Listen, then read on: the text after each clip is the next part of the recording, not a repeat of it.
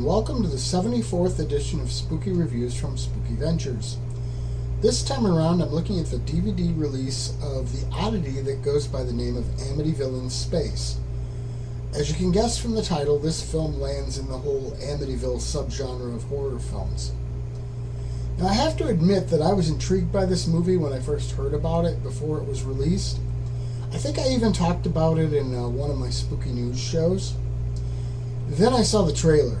It looked so stupid that I lost a lot of my enthusiasm for the film. Still, when I had the opportunity to check it out, I took it, even though I thought I'd probably shut it off half an hour through. Well, I was pleasantly surprised. This is definitely a super low-budget indie movie, and it comes with a lot of the negatives you expect from that.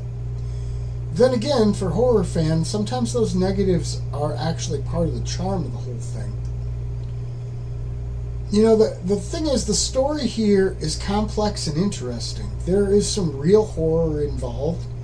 The concept is that a priest enters the Amityville house with the intention of ridding the world of the evil that dwells there. Unfortunately, he's not up to the challenge. In his defeat, his efforts do thrust the house into some kind of time-space warp. From there, we find ourselves hundreds of years in the future.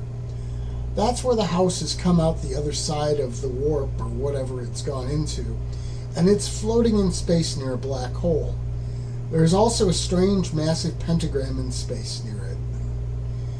The crew of a spaceship whose job it is to destroy black holes finds these strange things and tries to figure out what's going on. Now, you'll certainly find plenty of things here that will feel familiar. There's a lot of Star Trek built into the fabric of the film. Then again, Star Trek has been very inspirational in space science fiction for years. There's plenty of it in my own space opera novella, Wizard Song. It's a style and pattern that is firmly entrenched in our popular culture and shapes a lot of our vision of what futuristic space exploration might be like. The whole concept of corporate control to the whole world, or at least the ship, calls to mind the Aliens universe. And the very premise here brings up Event Horizon, really.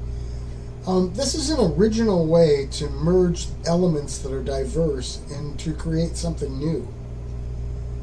Overall, once you acknowledge the innate absurdity of the concept and the limitations of the budget, the movie has some great thrills.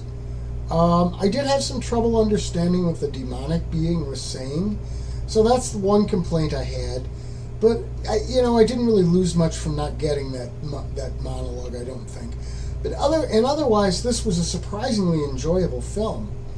The only bonus feature here is audio commentary, but the movie itself is worth the price of admission as long as you know what you're getting into before you start.